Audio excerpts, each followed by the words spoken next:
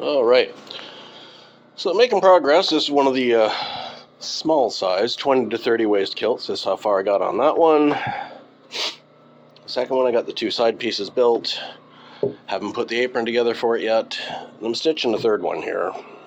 Well, that's the fourth. I'm stitching the third one here. Figured I'd give you a little bit of technique. First, I'll put you in the stand. I get the point where you can actually see what I'm doing. Or at least see something. So, when you got a curve and you got a straight, the top of this is straight, this is a curve. They're the same length measured, but, you want to keep them lined up and keep the stretch the same on either side, so you pin the ends. See how it doesn't look like it lines up properly, but it does. Hold it straight. This is to make sure everything lines up. And everything measures the same front to back. End to end. Whatever dimensions you're going for.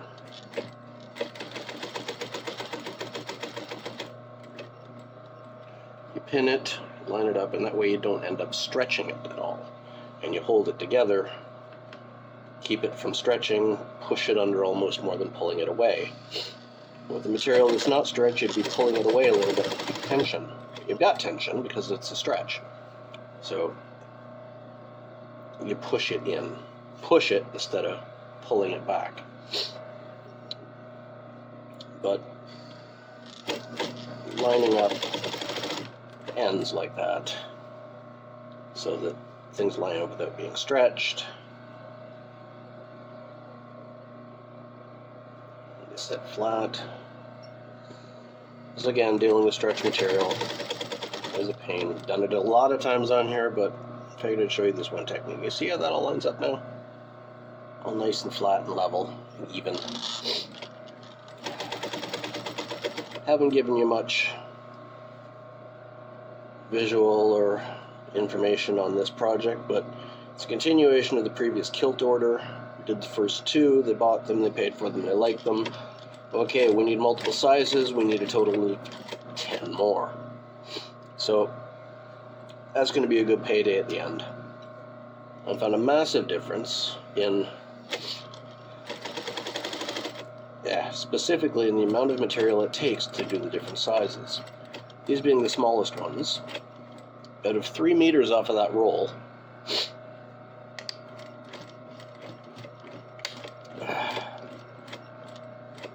I've got everything I've cut so far for these 3 kilts in the 20 to 30 inch waist.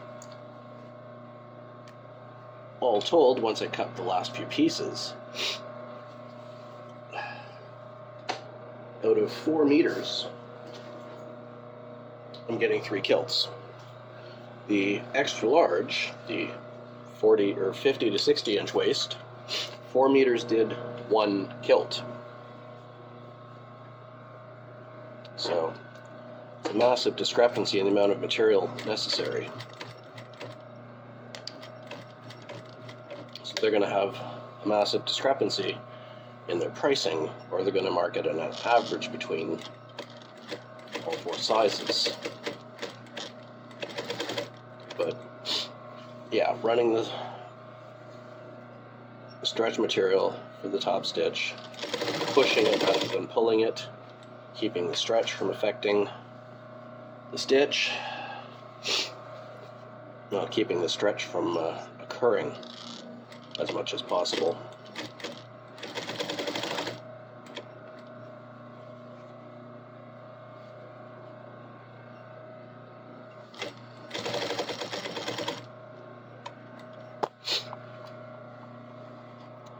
But yeah, just a short little bit.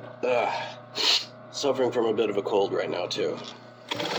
Short little bit of video for you this time around. Might do more before I post this, but it might come up as just a very short video. I'll show you what this does after I finish this piece. Again, I had to do 6 of these. This is number 5 of the 6.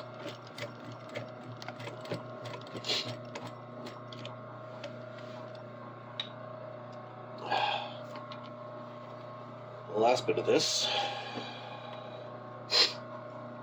would be the Hamel on the front edge, now that everything's together.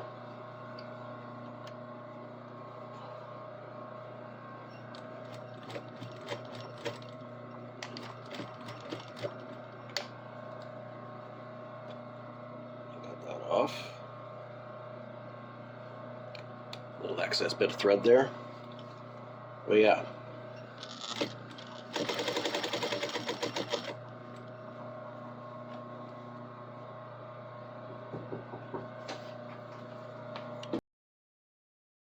Just had to answer the door there. So, anyway, what was I talking about? Yeah. Stretch materials, difference in the amount of material for the size of a garment. For these things, especially the pleat. And like I said, the 50 to 60 inch waist.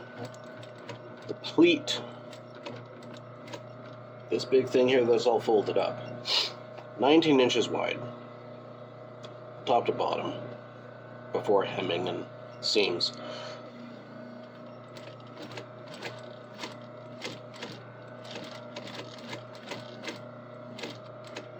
But the entire size length, because you have to multiply by 3 for the pleats. This one was, let's see, measures 33 total. After dealing with the pleats. I mean, it's way less than 33 now. I think, what is it now? From one, it's about 15. But you add in 3 pleats, which add 6 inches per pleat, so 6, 12, 18 on top of the 15. So 32, 33. Or 33, yeah. The other ones, after measuring everything out, the 50 to 60 inch waist pleat was 90 inches long. Fucking huge. So 90 inches by 19 meant that big roll of fabric back there, the entire width of it 1.5 times per side per kilt. So you're adding an extra, let's see,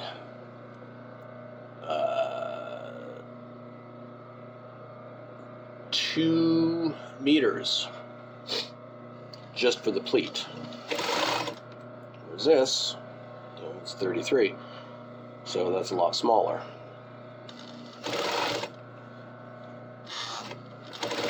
I could almost get 2 for the width of the ream. I could almost get 2 pieces of the pleat.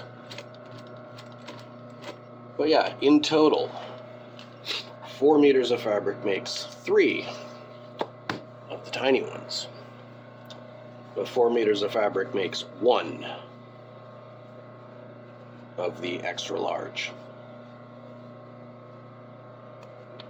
So there's your technique for dealing with curves and stretches.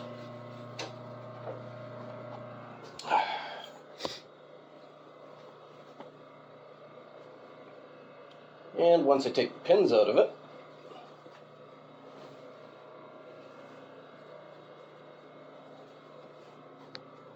there's another almost half a kilt.